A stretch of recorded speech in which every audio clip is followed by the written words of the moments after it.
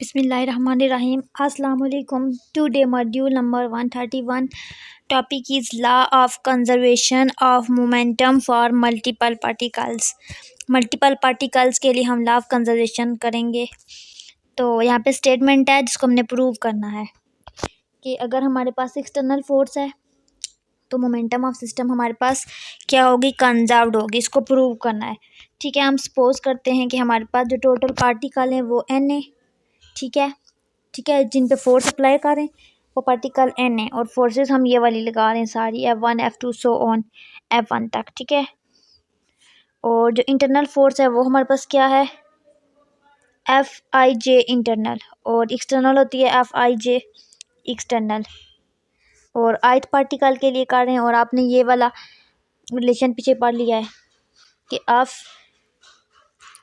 Fji internal है, तो अगर आर्डर चेंज करें Ij करें तो नेगेटिव हो जाएगा। ठीक है, और आपको ये भी आप पढ़ चुके हो, एक्सटर्नल का रिलेशन भी पीछे पढ़ चुके हैं, एक्सटर्नल इंटरनल दानू।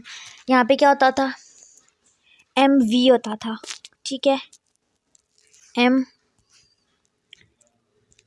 वी। ठीक है, तो एम ए आई लिखा है, यहाँ पे एम ए आया था। इसका जो रिलेशन आया था मोमेंटम एम वी होता है, लेकिन यहाँ पे जो रिलेशन आया था ना वो एम ए आया था। तो यहाँ पे देखिए हमारे पास मोमेंटम क्या होती है, एम वी होती है। ठीक है, तो अगर हम लिखें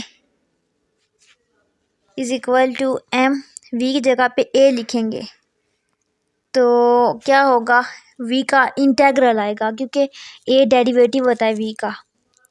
तो ये इंटेग्रल ख़त्म करेंगे तो यहाँ पे पी पे हम डेरिवेटिव लिख लेंगे, P dash is equal to M A आ जाएगा। ठीक है, पी का डेरिवेटिव दूसरी साइड का। तो यहाँ पे ये पी डॉट हमने लिख लिया यहाँ पे इसकी जगह पे। ठीक है, ये बता रहे हैं कि total external force on I particle and acceleration, ये A1 एक्सलेशन है आई पार्टिकल पे। ठीक है, ये रिलेशन भी हम पढ़ चुके हैं।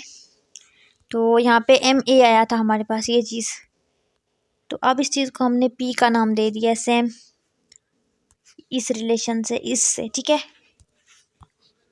और एफ एक्सटर्नल प्लस समेशन आई जे इंटरनल, ये भी आप रिलेशन पढ़ चुके हो। तो यहाँ पे पी आई का नाम दे दिया इसको। ठीक है, यहाँ पे क्या कह रहे हैं, अब राइट हैंड साइड हमारे पास क्या हो जाएगी, इक्वेशन 1 की लेफ्ट हैंड साइड हमारे पास ज़ीरो हो जाएगी। ये वाली ये जो इक्वेशन है ना, इसकी लेफ्ट हैंड साइड हमारे पास ज़ीरो हो जाएगी, क्योंकि हमें क्या होता है, कंजर्व्ड में टोटल मोमेंटम हमारे पास ज़ीरो होती है, ये आपने याद रखना है। तो आप ये चीज़ प्रूव कर रहे हो, यहाँ पे इंटरनल प्लस इंटरनल ही लिखा हुआ है, ये भी रिलेशन पढ़ चुके हैं। इसको पी डैश मोमेंटम का डेरिवेटिव कह रहे हैं। ठीक है, ये पी नहीं है, ये पी डॉट है, पी यानी कि पी का derivative D by D T P of P. ये सारे रिलेशन हम ऊपर ड्राइव कर चुके हैं, उनको हम इक्वेट करते जा रहे हैं। मोमेंटम का डेरिवेटिव जहाँ पे आ रहा है, जहाँ पे मोमेंटम के इक्वल आ रहा है उसके, और एंड में हमारे पास ये रिलेशन भी हमने पहले पढ़ा था, इसको भी हमने मोमेंटम के डेरिवेटिव के इक्वल किया और हमारे पास एक्सटर्नल फोर्स ज़ीरो आ गया है और ये चीज़ भी ज़ीरो आ गया और पी एम वी सी भी कांस्टेंट आ गया है। तो मैंने क्या कहा था कि हमने प्रूव करना है कि इट इज़ कंजर्व्ड। तो कंजर्व्ड के लिए हमारे पास क्या होती है, कांस्टेंट होती है, ज़ीरो होती है। तो ये ज़ीरो है यानी कि कांस्टेंट है, यानी कि ये कंजर्व्ड है और ये प्रूव हो गया है। नेक्स्ट मॉड्यूल 132, अब हमने कंजर्वेशन ऑफ मोमेंटम की एग्जांपल्स करनी है। अच्छा, एग्जांपल को रीड आउट करते हैं। एक पार्टिकल है जिसका मास 6 kg है, 6 kg गिवन है। मीटर पर सेकंड हमारे पास वेलोसिटी होती है।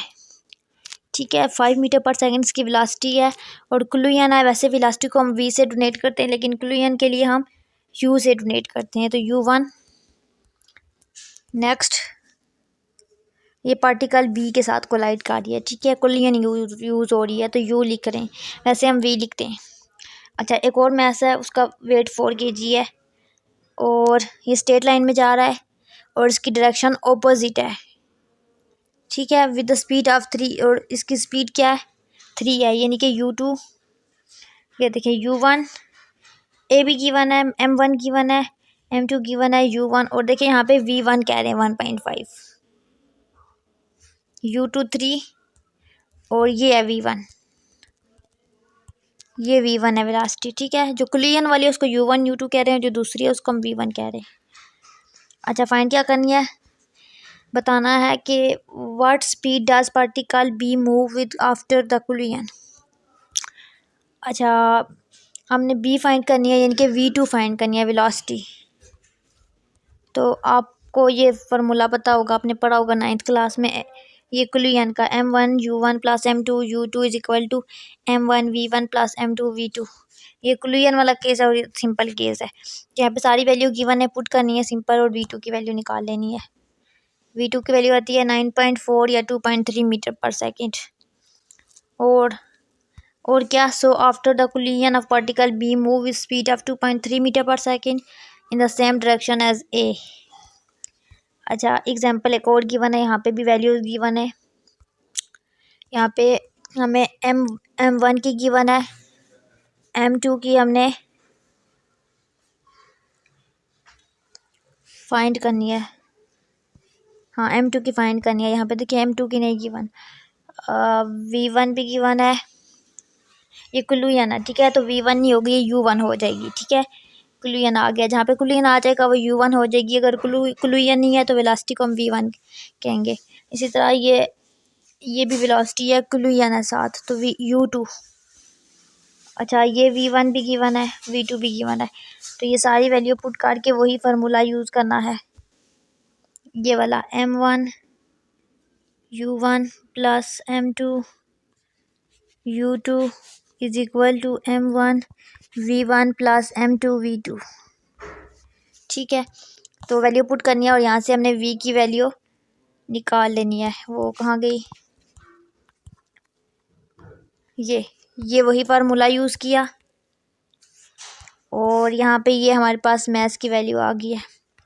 M2 हमने फाइंड करना था। ये सारे स्टेप देख लें कैसे किया है इन्हें, M1 U1 M2 U2 M1 V1 M2 V2, सारी वैल्यू पुट करके। Next module 133, angular momentum derivation. Angular momentum क्या है,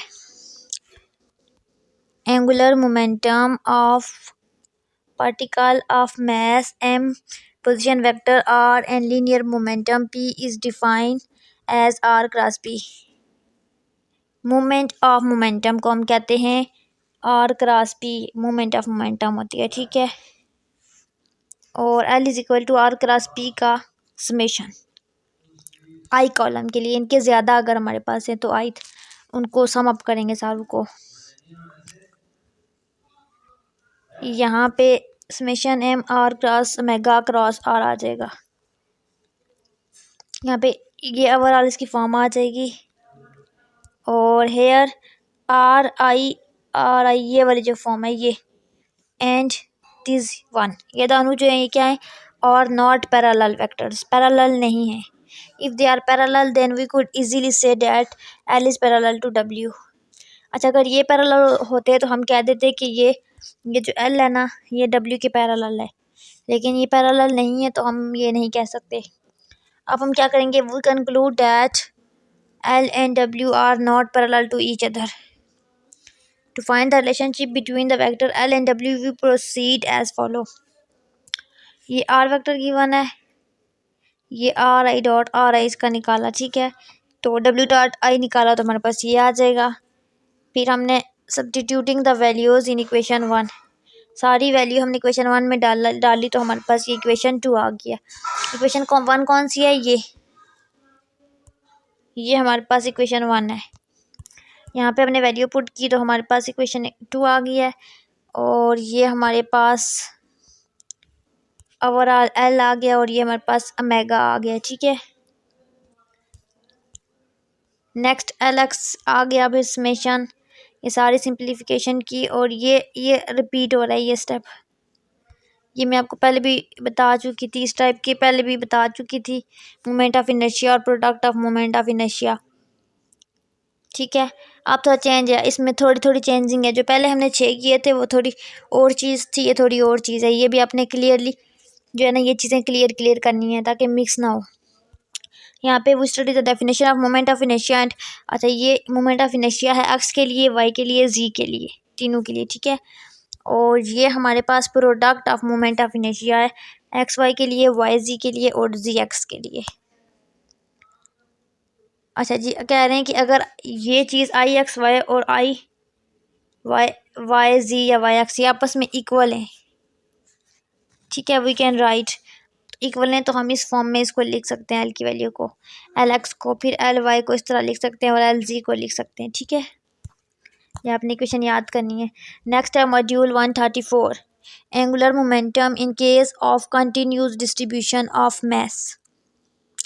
अच्छा, एंगुलर मोमेंटम पढ़नी है in case of continuous distribution of mass, mass की डिस्ट्रीब्यूशन के लिए।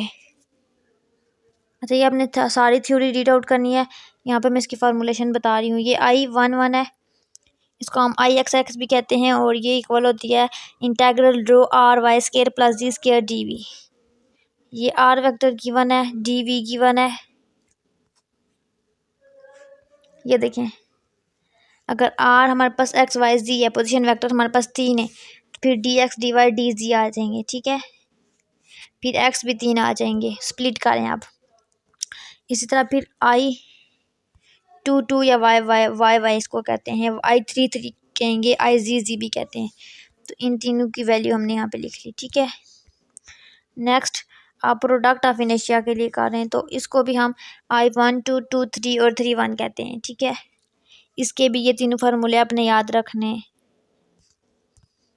उसके बाद फिर यहाँ पे एल की वैल्यू ये थी, तो यहाँ पे एल की वैल्यू पे सारी जो हमने वैल्यू ऊपर निकाली है ना वो यहाँ पे पुट करनी है और हमारे पास ये एल की इक्वेशन आ जाएगी। फिर इसी तरह आपके पास नेक्स्ट एल एक्स आ जाएगा, एल वाई आ जाएगा और एल जी आ जाएगा, ठीक है। नेक्स्ट आपने क्या करना है, omega x omega y omega z are the component of angular velocity. कह रहे हैं यहाँ पे ये जो मेगा यूज़ हो रहे हैं सारे ये क्या है, एंगुलर वेलोसिटी के कंपोनेंट हैं। अब हम लोगों ने इस फॉर्म में लिखना है, लेफ्ट हैंड साइड पे l x l y l z लिखना है और राइट साइड पे आई एक्स, ये सारे जो हमने निकाले हैं वो लिखने और साथ ओमेगा लिखनी है। सारा हम ऊपर प्रोसेस फाइंड आउट कर चुके हैं। और हम ये भी कह सकते हैं कि ये I X Y is equal to I Y G M C use में आ सकता है। ये इंपॉर्टेंट से MCQs तकरीबन यहाँ से आते हैं। आई जी वाई सारा आपने याद करना है। और l is equal to I डब्ल्यू ये भी याद रखना है। यहाँ पे हमारा मॉड्यूल 134 एंड हो गया है।